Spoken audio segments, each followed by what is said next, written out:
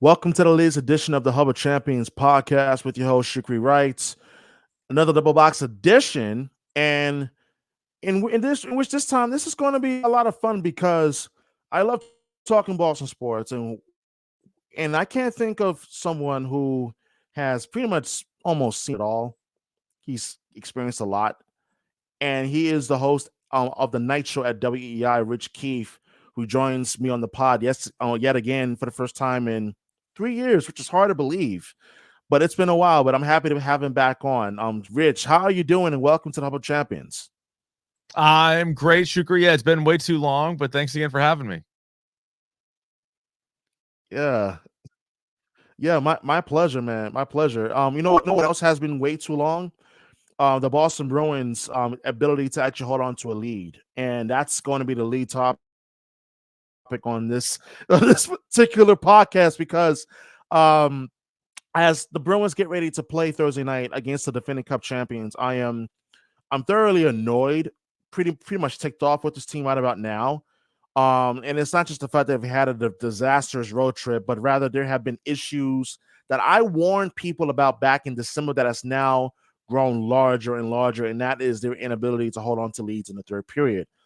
Rich, with this team approaching the trade deadline in just a little more than a week from now, what do you foresee the Bruins doing at the trade deadline, and what type of decisions do you think the Bruins will need to make in order for them to make a serious run for the Cup come April?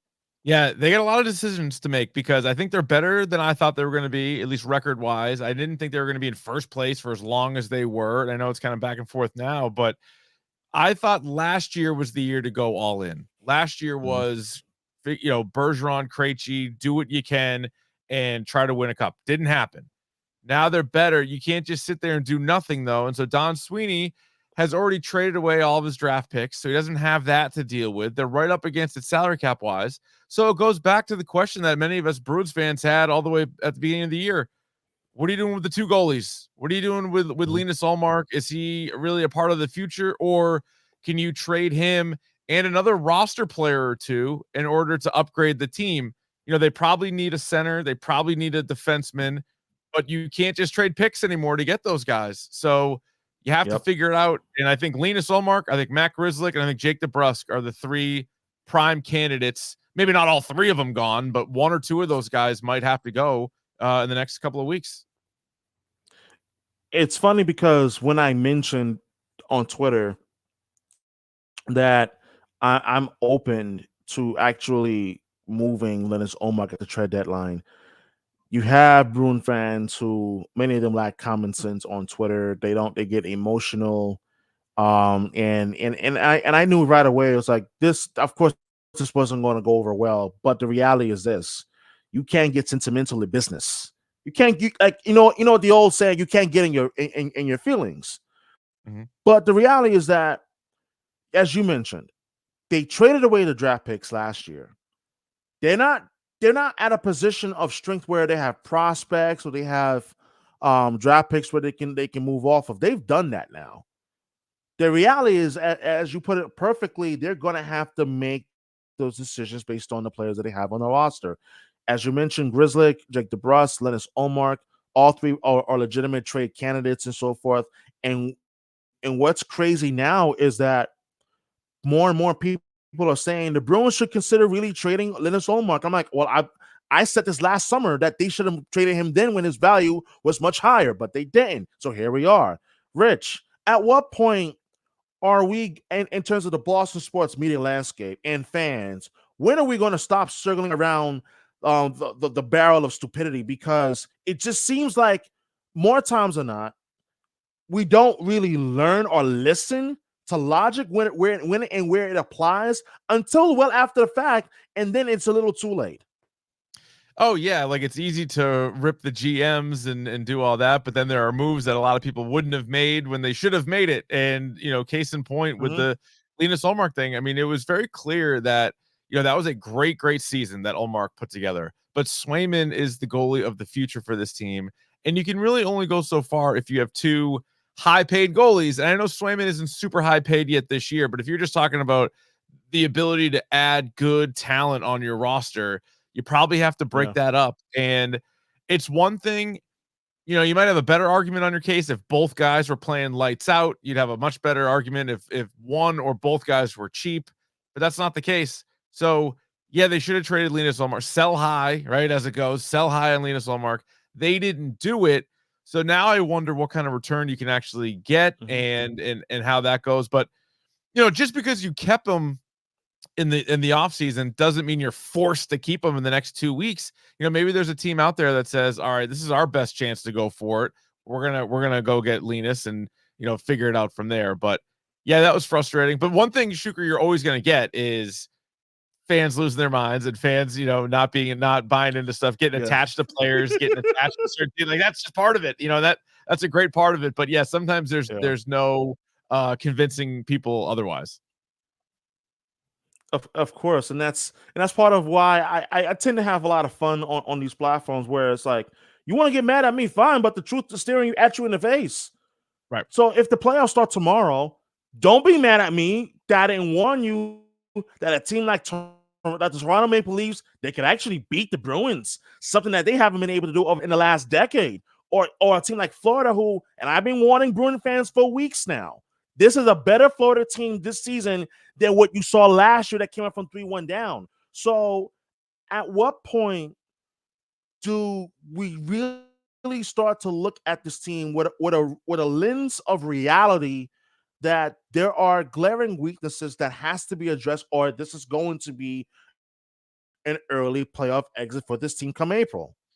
Yeah, I mean, for me, last year was just such a crusher that I have a hard time buying in regardless. Like and we'll see what the trade deadline brings, but I mean, your best players are on your roster. Like I'd be surprised if they got anybody that's, better than any of their top 3 or 4 forwards or their top 2 defensemen, or, obviously the goaltending situation is what it is. So I just this team more than any other is prove it in the playoffs. Like you got to get in the playoffs. You have to prove me wrong, prove a bunch of other people wrong, because if you had, I was saying this the other night on the show, if you had to right now make a prediction, are they more likely to get bounced in the first round or make it to the cup final? What would you choose right now? I think everybody would choose bounce in the first round. And, maybe the reality will be somewhere in the middle. Maybe they'll lose in the second round or something like that. But if you had to choose the two extremes, I think most fans are nervous that they're going to get bounced again.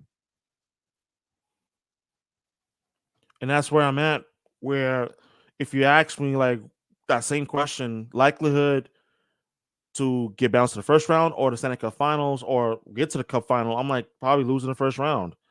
I mean, the issues with this team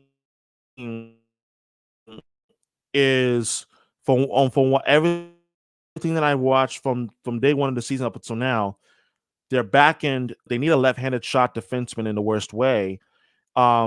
They need a left-handed shot and defenseman in the worst way, but then also they need help in terms of their bottom six scoring. I mean, the fourth line has done a tremendous job of late of contributing offensively, but you're getting next to nothing from your third line. And I just wonder, on the trade market right now, like who do you look at and you say that, hey, you know what, maybe this guy could be a little bit of help offensively. I personally have said they need to go out and get Noah Hannafin. I'm standing on that hill, whether it happens or not. But I do think Noah Hannafin for a left-handed shot defense can help this team in terms of bottom six forwards.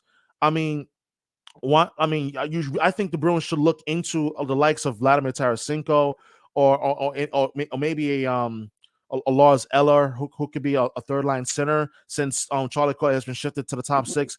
But I do think that there are moves that could be made for this team. But the reality is, will Don Sweeney actually make those moves? Yeah, I know. I mean, all those guys you named, I think are solid. I like Adam Henrique from Anaheim. I think he could play center. He could play left wing if you need to. He's a 20 goal plus guy, and I think he could fit in nicely on this team. He's in the last year of his contract, so they'd have to figure out a way to get his contract for this season in and on the books, but they don't have to worry about it going forward. So hopefully you don't have to give up too much to get him as a rental, but I think he'd be a pretty good addition. So yeah, there'll be names. I mean, I don't think there's going to be studs and like a lot of all-stars swapping teams, but as far as guys, like every year you see it, guys that come in here and make a run. I mean, last year, I know the results weren't there as far as the playoffs, but last year at the deadline, all the guys that Sweeney brought in were Mhm. great. Bertuzzi and Hathaway and Orloff, like all those guys helped quite a bit. And Yeah. again, not the results that you wanted. So Mhm. I don't know. I do trust Sweeney in that sense. As frustrated as I am and we are that they held on to Olmark, in the offseason, he's had some pretty good trade deadlines, so I'll wait and I'll see what he does, and then we'll react to it accordingly when he does or doesn't do the thing that we want.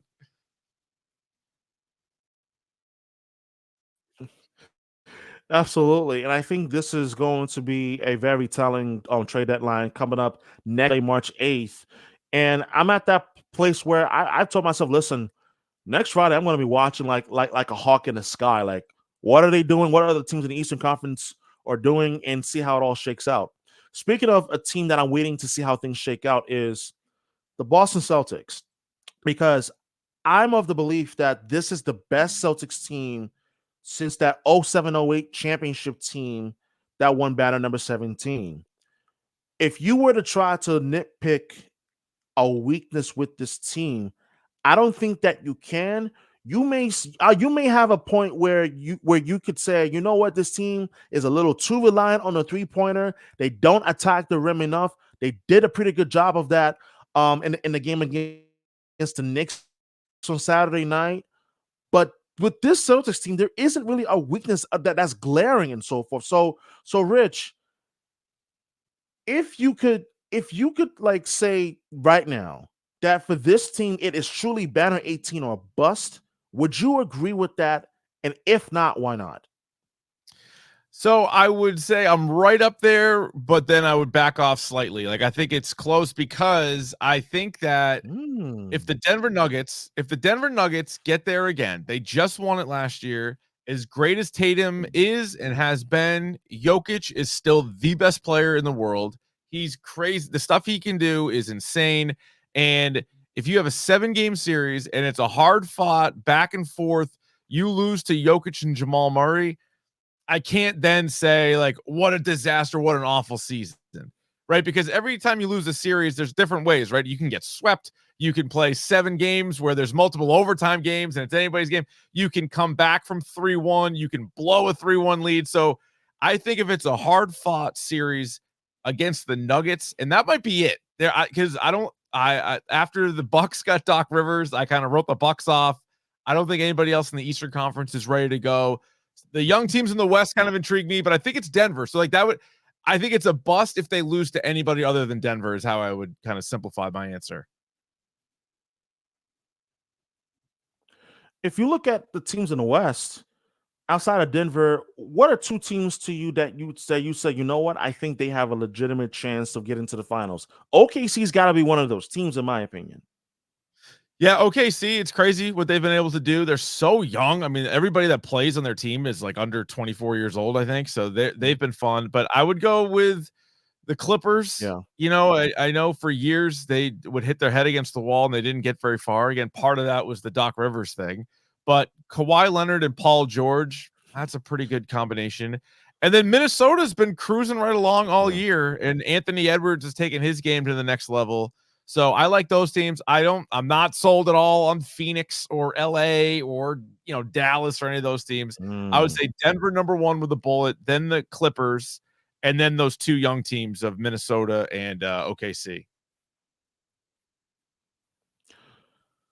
In the East, so you talking about with the Bucks, like not really buying to Milwaukee. I'm there with you because once a coach has shown me time and time again that he has that choke factor in the playoffs, I have a very difficult time trusting him. And I'm at that point with Doc Rivers where I don't care the fact you have Giannis Antetokounmpo and as well as Damian Lillard. I don't care. Your track record alone tells me, and you had Joel Embiid and as well as James Harden as your 1-2 punch in Philly, and you couldn't get the job done. So what leads me to think that things are going to be any different in Milwaukee? And I think, and I talked about this with Justin Turpin, also of WEI, that the only team in the East that really would give me concern when healthy is the New York Knicks. Would you agree? Yeah, and Randall, that injury, we've heard multiple timelines on that. So if you said Julius Randle is full go 100%, and then the season that Jalen Brunson has had, I think that's a tough team. I kind of like Mhm. Indiana, and I don't think Indiana's ready for it this year, but it's hard to argue with how good Halliburton Yeah. is. So I think they're like a fun team. They're not ready yet. I'm a massive Donovan Mitchell fan, but I don't think Cleveland's there yet either to Yeah. win a 7-game series against the Celtics. But I'll tell you, whatever series Cleveland and Indiana, like if they play each other or whoever they're playing against, I think it's gonna be really entertaining. And maybe in another year or two, that's who's kind of Mhm. knocking on the door of the Celtics. But yeah, I mean, once Doc went to Milwaukee, I never really thought Philly was a major contender, and then Embiid gets hurt, so you're like, yeah, maybe it is the Knicks.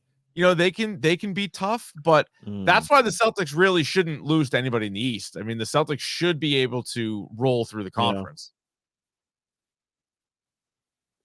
And I agree. Like, but I think the Knicks pose a challenge because when healthy, Mhm. I think this team could potentially match up well, especially defensively. When you look at the likes of Josh Hart, Mitchell Robinson, and a healthy Julius Randle, obviously Jalen Brunson playing like an MVP candidate, and and then you look at what the Celtics have in terms of like 1 through 6.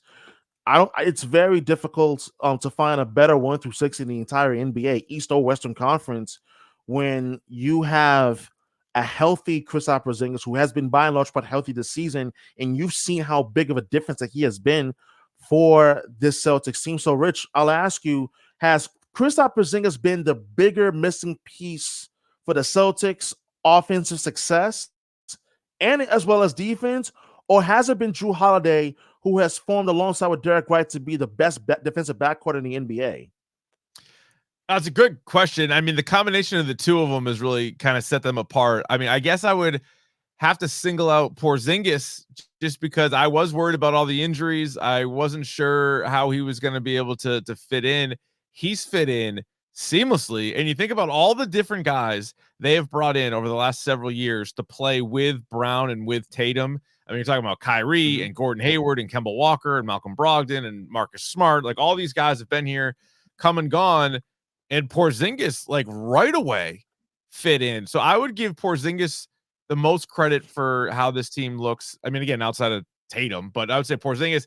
But Drew Holiday has probably given up the most. Drew Holiday is not averaging anywhere near 20 points per game. Drew Holiday Mm. is guarding every guy on the other team. It seems like whoever they want to put him on, he ends up guarding them. So Holiday, and I think it really helps to have the one guy who's won a title. I get so sick of when some of the Celtics Yeah. broadcasters are like, Al Horford's such a winner. I'm like, yeah, he's never won an NBA title though. Like, yeah, he won in college, the conference finals, but like he's not Mhm. he's just a winner. That's all he does. I'm like, well, how about guys that actually have NBA finals winning experience? And that's Drew Holiday. That's what he brought to the table. And I think that is already helped. And I can only imagine how much more it's going to help come playoff time.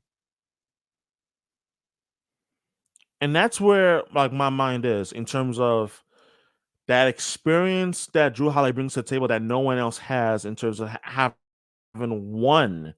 Obviously, about maybe 60-70% of the roster of this current Celtic roster has experience having been to the finals just 2 years ago. Obviously, talking about Tatum Brown, as those two primarily, and as well as Horford. But I also bring myself to this place where, for the first time, probably in the Tatum Brown era, you're seeing a campaign that's being launched in regards to Jason Tatum being the NBA MVP this season. And you're hearing it a lot more from his teammates and how they have been vocal as to that he should be the MVP this year. If Joel Embiid does not get disqualified from being an MVP candidate or winner because of the number of games that he'll be playing this season, but who knows when he comes back. I think the conversation really goes back to Joel Embiid winning MVP again this year because how incredible he has been when he was healthy. But it's Tatum now. So what I want to ask you is what I don't understand is why is it that it's mostly his his teammates that have been vocal about him in terms of his MVP candidacy versus Tatum, who I can't remember a year that he has been more focused on winning a championship than he has this season. Yeah, and Tatum has definitely been asked about it. Around All-Star break, he was asked about it. One of the games after the break, he was asked about it. Might have been the Bulls game. And he has talked about it. And I think he's made it clear that, yeah, he would love to be the MVP. And he also knows that some of the other guys in the MVP conversation might average more points than him and things like that. But what he's doing is he's trying to win. Like that's the number one goal. And I've always said you can do both. You can be the MVP and you can be on a title team. I think he's got a real good chance at it. I think Jokic will probably win. He won back-to-back years, and then Joel Embiid won it last year, and Jokic finished second. And now Embiid, like you said, hurt. He's out of the picture. It seems like Jokic, every time you look up, he's putting up a triple-double. So I think Jokic will probably win. But being the best player on the best team, right, with the best record, that should put you in the conversation, which it has. I mean, Tatum's been first team All NBA each of the last 2 years. He's going to be first team All NBA again this year. And I would probably put him second. Like if I was doing my voting, I know Shea Gilgeous-Alexander has been awesome. I know Luka Doncic has been awesome. Giannis, like say whatever you want about the Bucks, but Giannis is still delivering. But I would probably go Jokic, Tatum 1-2 if I had a vote.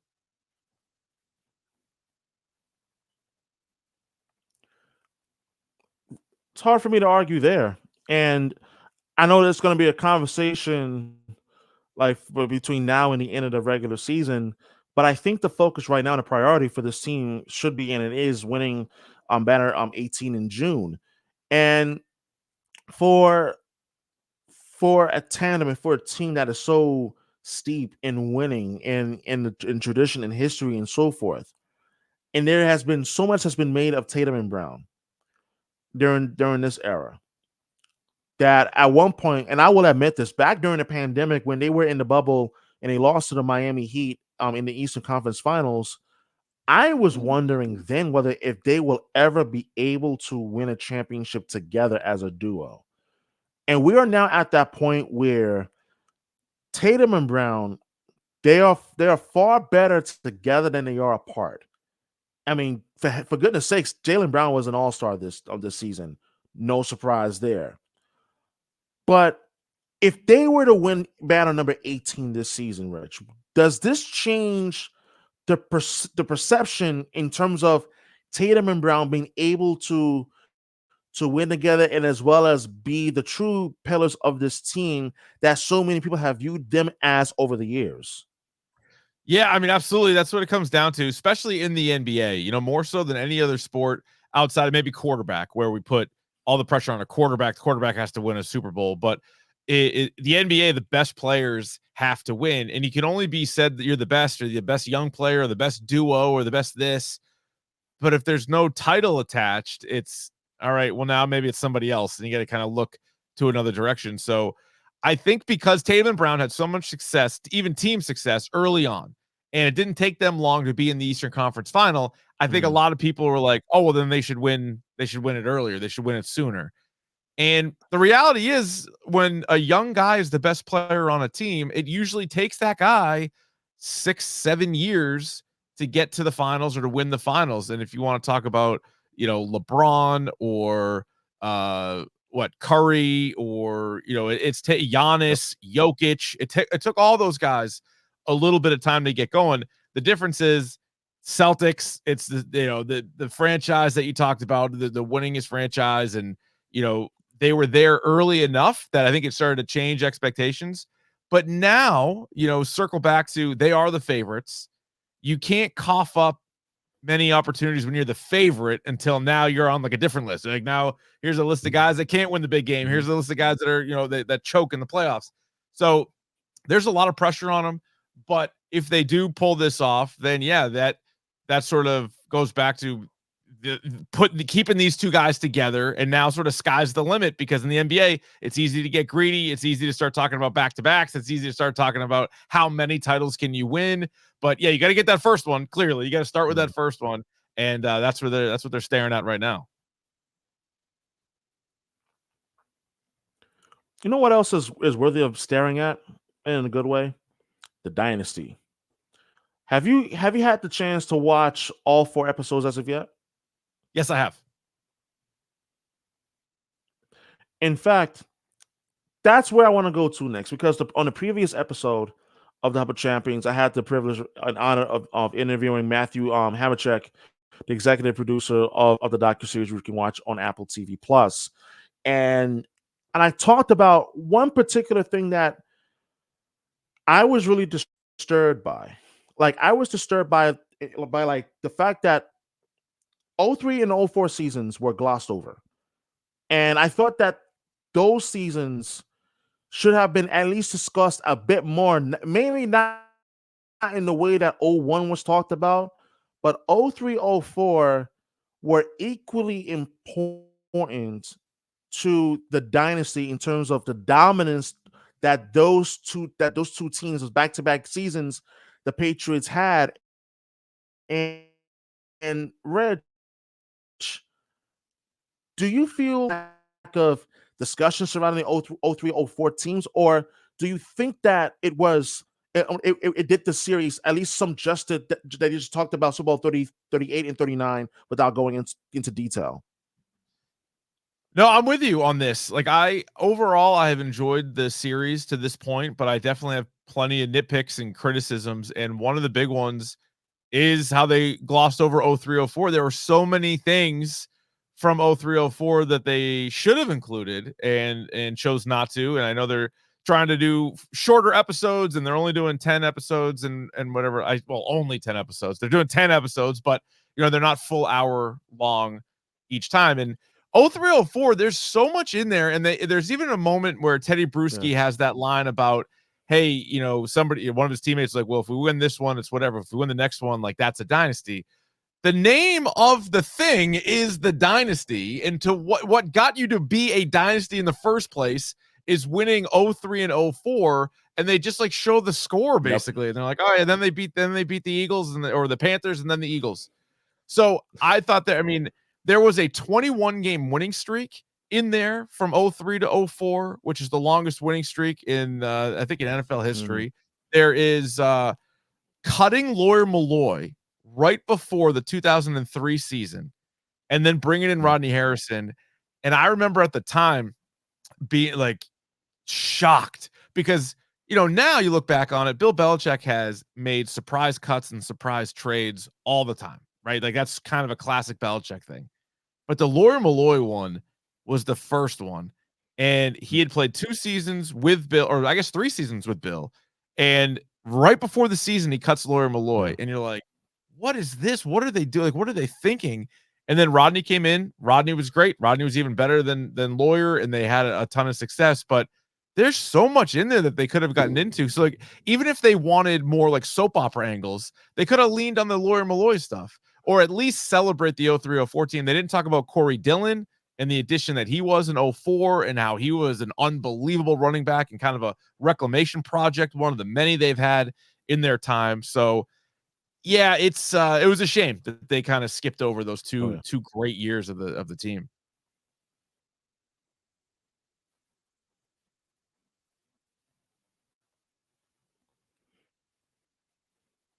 I was disappointed because I thought that in order to tell the story, you have to be able to include the important parts as well. It doesn't mean you have to go into a little bit of detail, but you can't talk about the dynasty without talking about '03, '04. I mean, between those 2 seasons, they went 34-4, obviously winning back to back.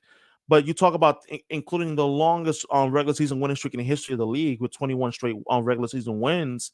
I mean, like it's kind of like you kind of like did it a little bit of a disservice. And I just thought that and I'm not comparing docuseries at all, nor am I slamming the production of the series, but I thought that as part of storytelling, you have to be able to at least give it some due, like some due justice, if you will, in terms of being able to talk about as you talked about like Lawyer Malloy, him getting cut prior to the '03 season, that in itself is a big part of the story of the 2003 Patriots. And you talk about '04, like a big part of that '04 season was you like, hey, can we do it again? Like, because if we do it again, now it's a dynasty. And Teddy Bruschi talked about it in the episode. Yeah, so the fact that they kind of glossed that over is really surprising to me because that's what made him a dynasty. And then what they were able to do after the fact and then have another run with 3 more Super Bowls made it, one super long dynasty. I know some people view it as sort of like 2 different dynasties. I look at it as just one long one because you had the same coach quarterback. But yeah, there was a lot in there, and I know they had to get, and I had a feeling this is what it was going to be because after I watched the first 2 episodes, they announced all right, next week, and it was like episode 3 and 4, and episode 4 was already about Spygate, and episode 2 they weren't even in the Super Bowl against the Rams yet, and I was like, oh man, they're gonna rip through this thing, and that's what they've done. Like it's 20 years, and it's really even more than 20 years because they highlighted the Parcells time and Drew Bledsoe and even Kraft buying the team and the early days of the Patriots. So it's even more than 20 years that they're trying to squeeze into this documentary, but I don't know. The team did win 6 Super Bowls. That's why they are the greatest dynasty in football history. And yet 2 of those titles, including until the Chiefs just did it, it took 20 years for a team to go back to back. You would have thought they would have highlighted that a little bit more than they did. I'm surprised because and you brought up a great point about the Chiefs because I talked about this the night of Super Bowl 58. And I tweeted about the saying that, it's a dynasty now. Like, now we can talk about the Chiefs, this Chiefs Oh reign yeah. of dominance, as this is a dynasty. Like, they've won three championships in 5 years, including back to back. And yet I've kept finding myself going into this place as a Patriots fan, even taking the fanhood out of it completely, that when you see the similarities that run parallel between the Pats dynasty and this Chiefs current dynasty, it's almost strikingly similar. But I'll also ask you this as well, that if the Chiefs somehow pull off the unthinkable, and that is winning 3 straight Super Bowls, which has never been done in the history of the league. The Patriots came damn close in 2016, 17, and 18. Obviously, we all know about the infamous bench of Malcolm Butler in Super Bowl 52 in the 2017 season. But if the Chiefs pull off the unthinkable and pull off a three-peat, would you say that this becomes a little bit more impressive than what the Patriots were able to do during the first 6 years of its dynasty? Yeah, oh yeah, if you're just comparing the years, right? And if you're just taking the Chiefs in their Yeah. first run and you're not talking about what the Patriots have done in the second half of it, then yeah, it is. Like, I mean, it would be more Super Bowls, it'd be more Super Bowl appearances. And that's the other thing about this run is we did this a lot on the show kind of leading up to the Super Bowl, is sort of like Tom Brady's first 6 years as a starter versus Patrick Mahomes' first 6 years as a starter. And believe it or not, there was a year that Brady and the Patriots missed the playoffs, whereas Patrick Mahomes goes to the conference Yeah. championship game every year. He went to 1 extra Super Bowl. It's not the same number of Super Bowls. So then if you had the three-peat, yeah. And so he's already on pace. He and the Chiefs are on pace with the Patriots. The crazy thing about the Patriots is 20 years. Like, Andy Reid won't be coaching Yeah. the Chiefs for 20 years. Patrick Mahomes might play for 20 years. That's a big might. And then who knows how they're going to end up replacing Kelsey, how they're going to replace all these other guys. But yeah, if you're just comparing 6 years, or now I guess 7 years and 7 years, then for sure the Chiefs would be more impressive. When you look at the Patriots currently right now, and there's been so much chatter and so much discussion surrounding what the Patriots are going to do with the 3rd overall pick. And in fact, just within the last 48 hours, there have been some reports, whether it's true or not, that there's discussion as it pertains to trading the 3rd overall pick. If you are Elliott Wolf in this position, as well as Gerard Mayo, do you stay at pick number 3 and you don't trade down? Because this is the best quarterback class that we've seen, I would say probably in the like since 2016, 2017. And franchise quarterbacks do not grow on trees. And this is the biggest draft for the Patriots in 3 decades. And would you agree with that? And if not, do you think that the Patriots would be better served trading down in the first round of the draft? So I don't want them to trade down at all. I think there are certain times where you can trade down, right? So that's not something that Yeah. I would say all the time about every single draft, but for this one in particular, I wouldn't trade down. I think there's really kind of three options that I think would be satisfying to me. One, believe it or not, as much as they need a quarterback and as great as even though I acknowledge quarterback's the most important position, I've loved Marvin Harrison Jr. ever since I saw him at his first game in Ohio State. I thought he was next level. If he was in the draft 2 years ago, I think he would have been the top Mm. receiver. I would be thrilled with Marvin Harrison with the number 3 pick, and then maybe trade back into the first round to get a quarterback or be aggressive in free agency or whatever. So my 3 successful options for the Patriots would be draft Marvin Harrison, draft whatever quarterback is still there at 3, or trade up to number 1 and get Caleb Williams. I'm not trading down. I would do any of those other 3 things. I wouldn't trade down either, but it's just the fact that it's being floated out there, and it's like, Oh yeah. why would you want to trade down when you need a quarterback? I mean, getting Marvin Harrison Jr. is it's great. Yeah, you'll have like a clear number one receiver, something that the Patriots haven't had in quite some time. But you still need a quarterback, and that guy is clearly not on the roster on this current roster at least. And if you're the Patriots, if you're going to make a deal or you want to make a trade, um, what quarterback would you even at least consider on the trade market or in free agency that you can go out and sign, given that Justin Fields is available, given that Kirk Cousins is available? Like what would you do? I like Baker Mayfield a lot. I've always liked Baker Mayfield. Elliott Wolf was also with the Browns the year that they drafted Baker Mayfield. Alex Van Pelt coached Baker Mayfield in 2020. Now I know all signs point to him probably staying in Tampa Bay after the good run he had there, getting him to the playoffs. But I would throw a lot of money at Baker Mayfield. If the Bears end up just drafting Caleb Williams, I would definitely entertain trading for Justin Fields. And then after that, it would probably have to be like Bo Nix, whether that's late first round or your second round pick, the quarterback out of Oregon, Michael Penix, the quarterback out of Washington. So I think if you go Harrison at 3, or if you do, what neither of us want and trade down, there are at least a handful of other quarterback options out there, which would be a significant upgrade over what you currently have. Absolutely. No question about it. And I want to touch on the Red Sox just a little bit before we wrap it up. Now, the Red Sox, they're entering the season with really not much expectation, considering that even at this current moment in time, they still have not made a move to address the starting rotation, and Jordan Montgomery is still available. And at what point do you say stop teasing the fan base, stop teasing the media, because that's what they've been doing as of late, and go out and make a move? But all signs have shown that they have not shown the willingness to go out and make a move that's going to bolster this rotation where they need help, and they clearly do not have a number one guy in the starting rotation right now.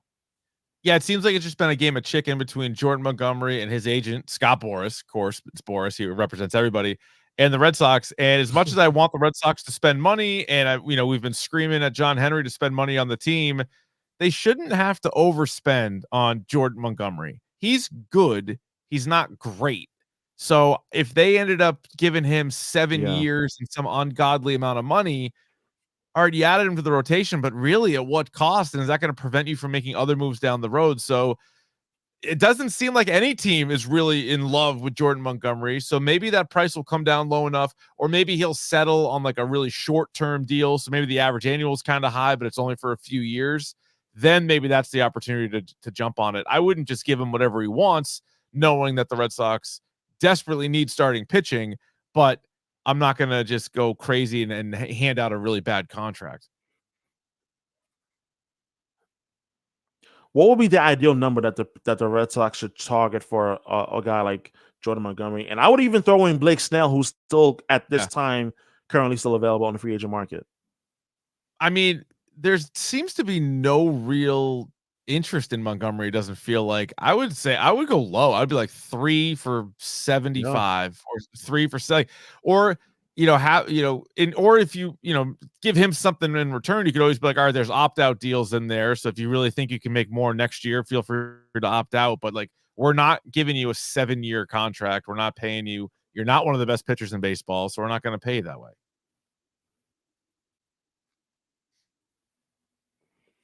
And last question I'll ask you in terms of the upcoming spring, which is hard to believe is literally right around the corner.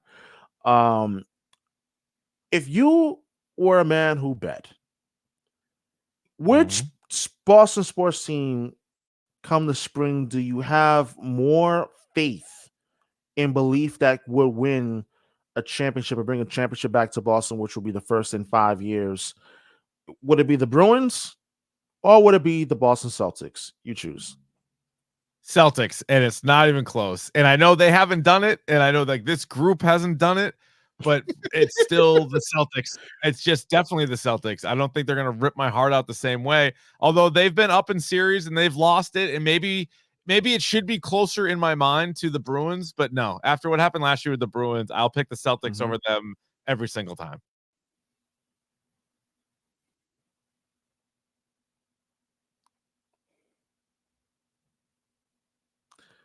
And that's part of the reason why, like, I'm on that same boat right now. I think my faith has shifted strongly towards the Celtics in terms of what they in terms of like their ability to win a championship come the spring and whatnot. And I think that's really like the overall expectation surrounding this Boston Celtics team. And that's gonna wrap it up for this edition of the Hub of Champions podcast with your host Strictly Rights, Rich Keefe. You can catch him weeknights from 6 to 10 on WEI.